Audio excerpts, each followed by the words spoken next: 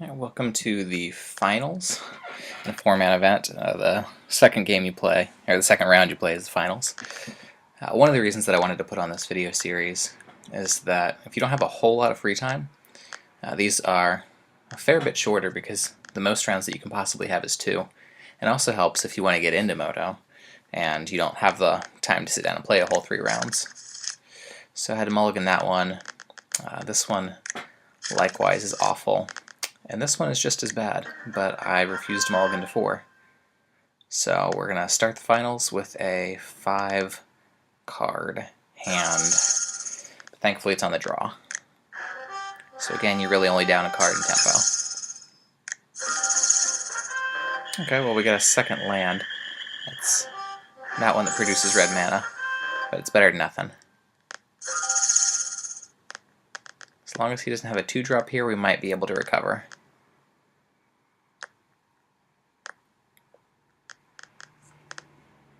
He's thinking about it.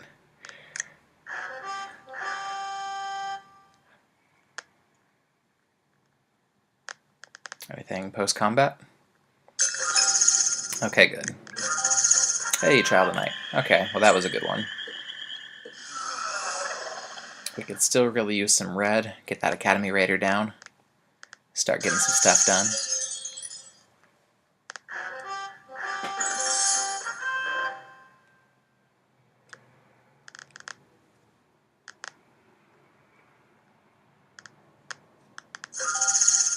Alright, we're waiting to see what he's got on 3 mana.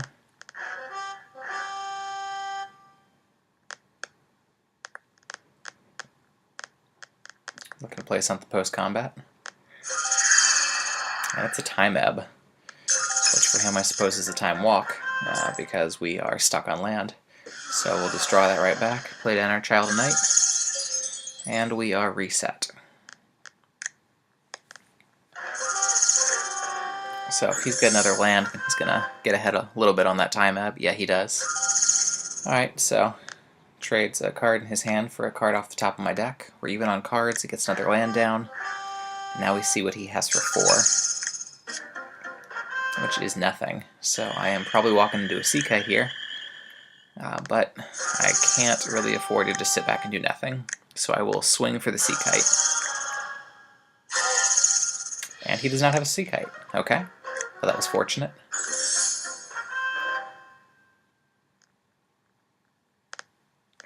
He's got his 5th land out, and he still hasn't really played anything of substance. And while he is flooded, I'm a little mana light, especially in the red department. So we'll just send in again. Still no sea kite, so we're doing fine. I've got him on an 8-turn clock right now.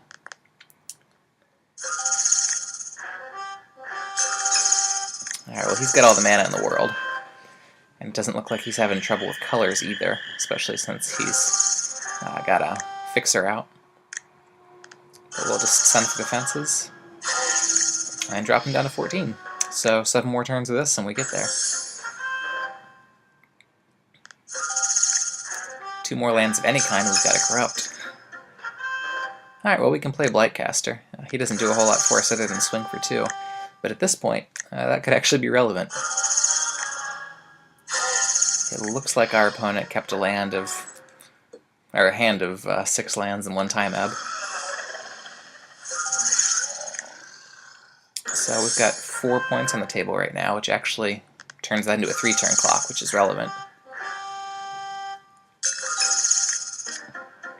Okay, there's another red card. Uh-oh. Okay, he's going to finally start doing something. Okay, Frost Breath.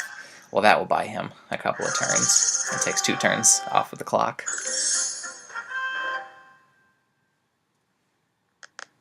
Well, if I get a mountain, that Academy Raider is going to get slammed. Alright, he's finally doing something here.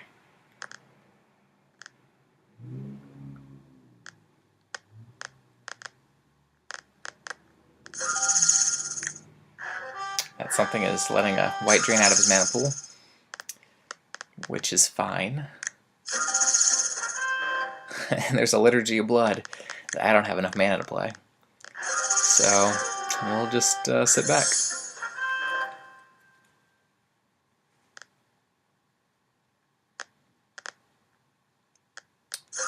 Alright, we get an Oromancer with no target. Okay, so vanilla 2-2, that's fine.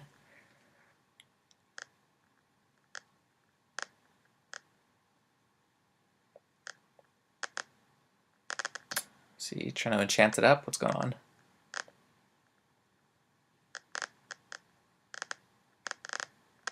Okay, he's making a black mana. What does he have that he needs black for? Or not black, no, sorry, that's colorless. Okay, so he now has an indestructible Oromancer, which will actually hold back my team. I wouldn't typically play that card or make my Oromancer indestructible, but it looks like in the position he's in, that was his best play. Okay, so now it looks like we have to discard something. We have triple Marauders, so one of those is probably going to hit the yard.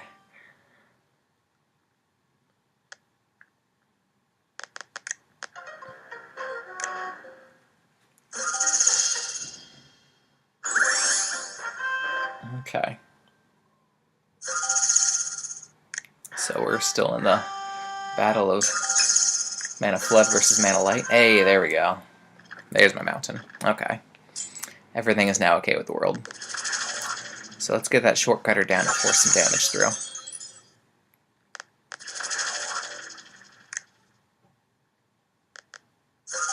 Doesn't matter if it's indestructible if it can't block.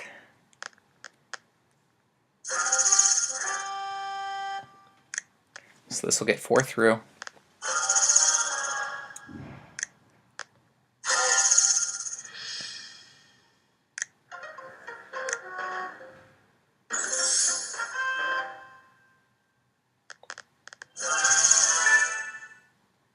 Alright, we've got a Griffin Sentinel. That will hold back a Child Knight and a Goblin Shortcutter.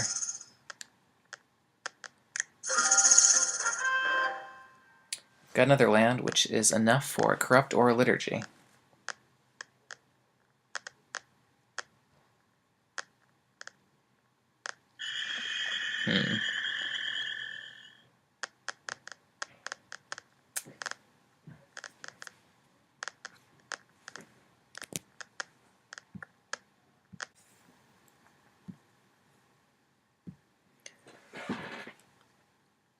A little interruption there in the recording, but back to it. We're doing some combat math. We can force 2 through, which would get him to 6. And I've got 5 swamps, which wouldn't quite get him out.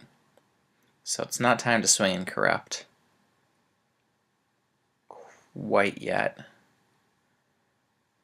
We could liturgy something and then try to swing through for 4, but again, that's not quite time for that yet. So we'll just get down Academy Raider. That'll help to get a little extra through. We'll get a couple of things that we can pitch here since we're down in the stretch, especially things that cost double red since it's not even an option at the moment. Okay, so he Essence Scatters the Academy Raider. That's not the end of the world. I'm happy to trade him card for card right now.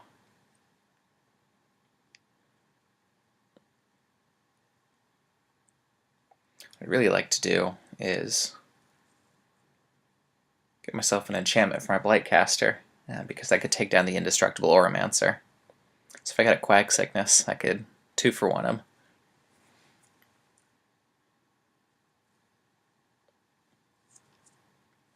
Alright, let's see, what did I get off the top? Okay, he can hit me for 1. At that rate, he will deck me before he kills me on life, so I don't mind that too much. Okay, here we go. There's a second mountain. So now every card in our hand is playable. Let's get down the Ogre. That speeds us up by a turn for haste. As long as he doesn't have a planar cleansing, it's hard to think of what's going to stop us at this point. Okay, Dawnstrike Paladin. The lifelink could help him out a little bit, but I've got a couple of kill spells for that if need be.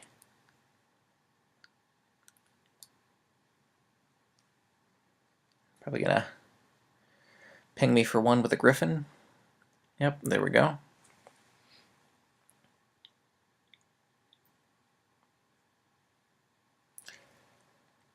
This could be one of these situations where Liturgy of Blood's ability with the 3 black mana might actually help me out here. Okay, so that 3rd red mana, let's see, it doesn't make a difference as far as red goes, but it might make a difference with the total count. Let's see, we've got 8 mana. If you play the Liturgy, it takes you down 2 total, so that's 6, which is still enough to play the Corrupt. Okay. So let's Liturgy the Lifelinker.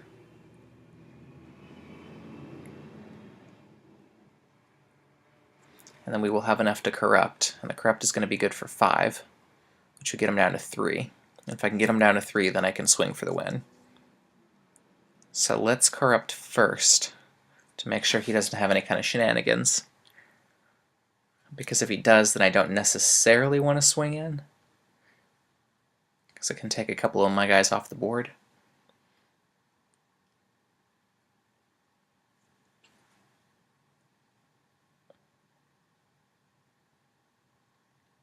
And he's playing Pay No Heed. Okay. So I suppose that it paid to Corrupt first, because now we know not to swing for the fences. He is out of cards, though.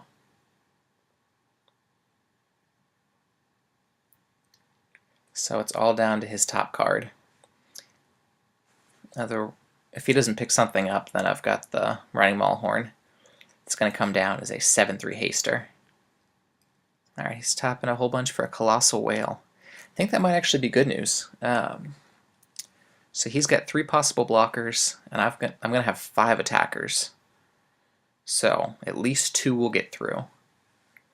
My smallest 2 have 2 power each, so I can get 4 through. If I swing with everybody, it's probably going to take down a couple of his creatures. Oh, that's a nice draw. Okay, so my 3 red are doing something now, because 2 of them are going to go on the Maulhorn, and 1 of them will go for the Minotaur. So let's do some more math here. I will get 3 through. The smallest 3 have 2 power each. Okay, so I'm still not going to kill him this turn, but I can get him down to 2. He's going to have to block things that are big enough to take out at least one of his creatures, which is enough for me. If I have to sacrifice a couple of creatures here for 1 or 2 of his to get him down to 2, that's fine.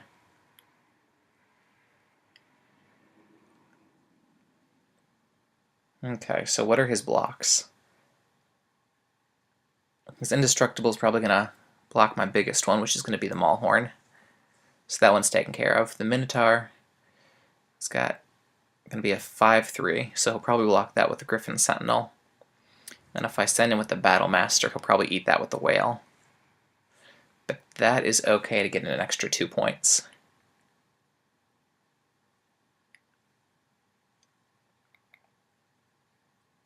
So let's send everybody, get him down to 2.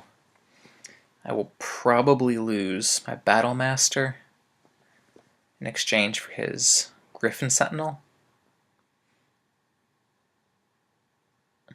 Yeah, so 1-for-1 trade. Getting 6 points of life out of him. I think that's worth it. Okay, yeah, so he does block the Aromancer, since that's indestructible. Let's see what else he does.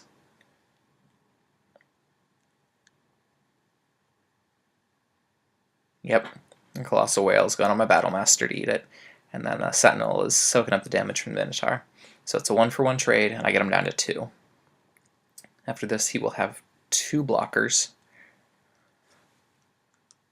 and I'll still have 5 guys on the table. So he's going to have to rip.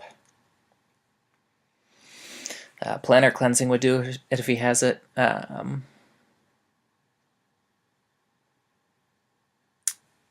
I can't think of anything else that he could pull. Even if he's got something that makes 2 creature tokens, it's not enough blockers. Even if he's got something that taps down. Okay, well, Master Diversion, that should be game then, right? Because he is out of cards. I have 2 more attackers than he has blockers. So let's just go ahead and swing for the fences.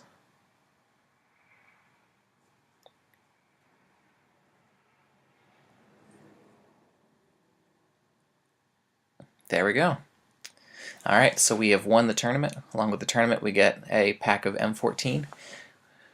Oh no, that was just game 1? Okay, well, I guess I got a little bit ahead of myself there.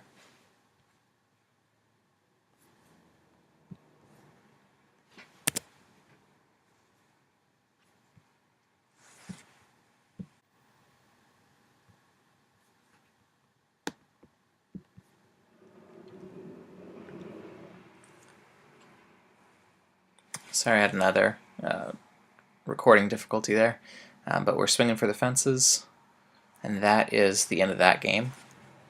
So now we will move into game 2. Okay, was there anything? He was white and blue, so the Academy Raider can come in. I don't remember any artifacts that really mattered, so no smelt.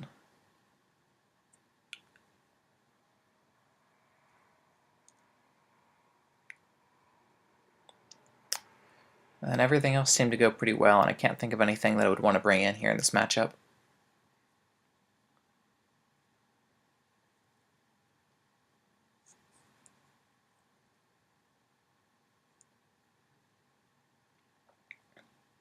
Do you have anything that I would want to ricochet? Something that prevented damage from one source. It's an awfully expensive counterspell for something like that. Alright, so let's submit. I guess. Okay. I was a little worried that he was taking a while to submit there, that he might have some extra stuff for me. Okay, so I can't keep that. So I'm going to have to mulligan. That is much stronger. Okay, I don't have anything to do until turn 4, but I do have enough lands to reasonably cast a lot of the things on my deck. There's a Quag Sickness, okay. So we'll start with the Swamp to build that count, in case he gets something early down on us. There's something early. Okay, I don't mind that too much, it's just a 1/3. It'll get me for several points, but I'd rather it be that than something with 2 power. I can hold up a shock. And if absolutely necessary, you could always Quag Sickness that thing later, but I'd really rather hold it for a real threat.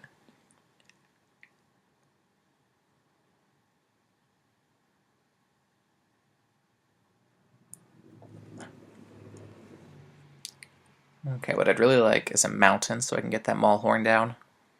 Have a little... Okay, so there's my Quag Sickness target. Well, I won't be able to kill it this turn. Hey, there's the mountain. Yeah, I won't be able to kill it this turn, but I will be able to reduce its power to 0 or less, which will stop it from drawing a card. So I can wait a turn, or even 2 turns if I have to. Because next turn I'm almost certainly playing that mountain so I can get down the Marauder.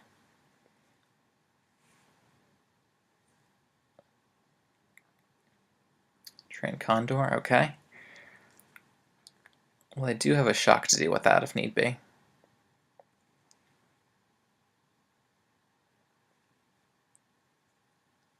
Well, I don't think he read Scroll Thief. I think he's just thinking as long as it goes unblocked, then he gets a card. So he'll hit me for 1, and that's fine. Okay, that's another quality card. So right now I've got both a Shock and a Goblin Shortcutter, which can help me to get that Maulhorn through.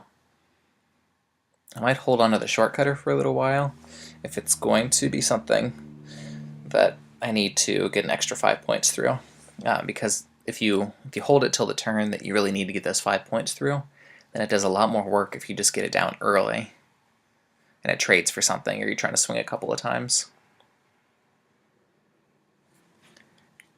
Okay, so he'll come through and get me for 3, which is not that big of a deal, because he'll have me down to 15. And I should have him down to 15 next turn, because I can just play a swamp and get rid of that Scroll Thief. He's probably banking on me not having a swamp to play and just jumping with the Scroll Thief.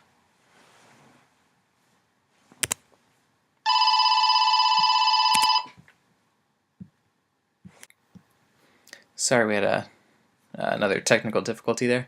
Anyway, I get the swamp down to clear the blocker out of the way, send through for 5. So my clock is better than his right now.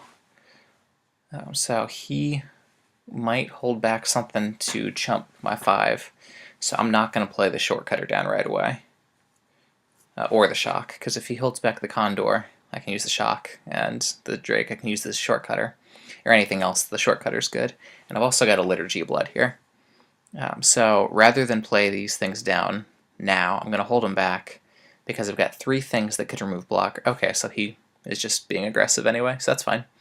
I've got 3 things that can remove blockers, and only 3 swings that I need to kill him. So I'm going to sit on this stuff for now, and hopefully the Maulhorn will be able to take me all the way. Okay, I've got a Minotaur. Let's see, does that speed up my clock any? After this swing he goes to 10. And then, no, it doesn't really speed up my clock. It does. Okay, well now it makes a difference since he's got Frost Breath. So I can get that Minotaur down, and the clock is now 5 turns. So now well, no, it's a little shorter than that, because I can get the Maulhorn untapped in 2 turns here. But that might change who's winning this race. So let's see. Next turn I get him to 12.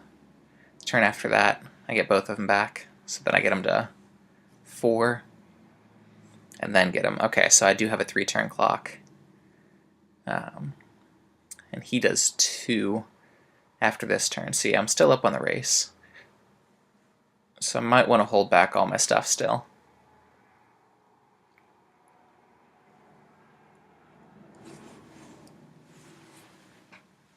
Because he's still got 2 cards in hand and plenty of land to play it, unless he's got something for double white. Alright, let's send these 3 through, see if he can do anything about it.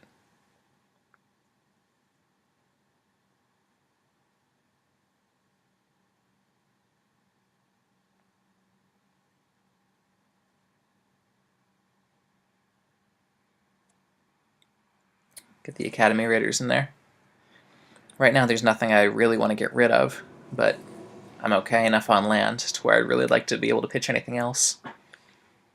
Pretty happy with where I'm sitting at in the game right now. He's going to have, it looks like 3 large threats to really set me back, because I've got a Liturgy for whatever the first one is, a shortcutter by time on the second, and I should be able to get through if it's only 2 large threats.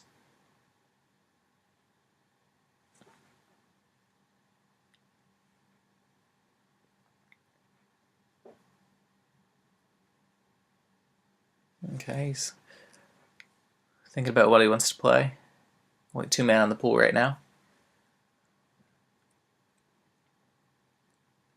Okay, well that was reasonable. So now that changes it again. We've got to reconfigure our clock. I've got 4 points coming at him. So it's 3 turns. But he's also in 3 turns, and it's his turn right now. So he's actually a turn ahead of us.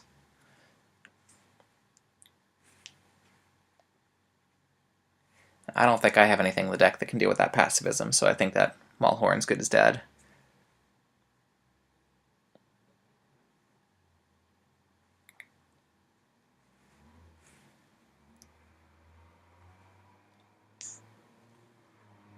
Alright, Seacoast Drake again is double flying.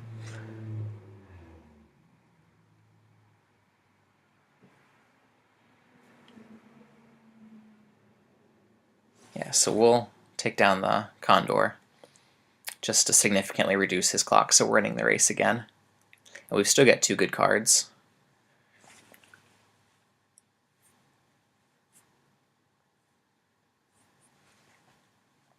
Does he have a counterspell? No, good. Okay. That's fine. So let's see. I'm going to swing in for 4 this turn. Get him down to 8. So I've still got him on a 3-turn clock. This is now an 8.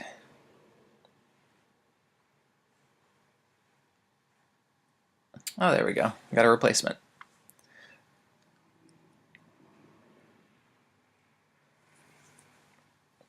Alright, so we send in for 4. Get him down to 8. Let's see if we get this Maulhorn down. Do we have next turn? 5, 6, 7, 8, 9. Yes. Okay, so barring something weird, I think we've got this one in the bag.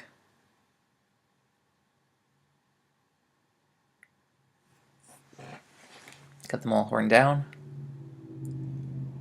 We're going to be swinging for lethal next turn. We've got enough both to kill something and to make something else not be able to block. Sea Kite, huh? He did not want to use it to chump. Alright, so he's got his land out there. He's only got 1 card left. So I should be able to Liturgy the Sea Kite and shortcut the Drake if he doesn't have anything else.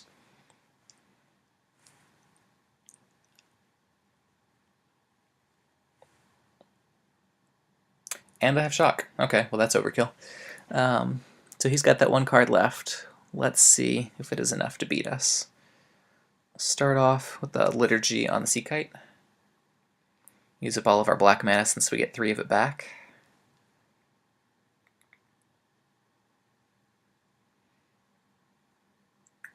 We will shortcut the Drake since the Shock wouldn't really do anything.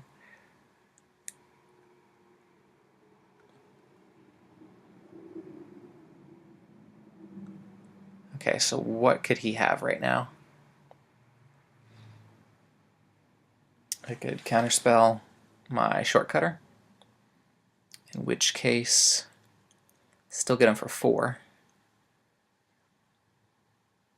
He could prevent a source. Okay, no, so that gets in. If he were to prevent a source of damage. Hey, there we go. Alright, so we have won. Got that 1 pack, and we'll sell that for 3 ticks. So I just invested 1 ticket and 1 Phantom point. I got back 3 tickets, so that's trading a Phantom point for 2 tickets. So that'll help me out a little bit in my quest to go infinite. So I hope you enjoyed it. Please comment in the comment section, let me know what you thought. And if you'd like me to continue to do drafts, I'd be happy to do that. It's my favorite format. You can also do other Phantom events. You've got Sealed and that sort of thing. I don't know if they're doing 2-Ticket Tuesday anymore, but that's a possibility. So I hope everybody enjoyed the draft, and if you liked it, please subscribe to my YouTube channel, and I will hopefully see you later. Have a good one.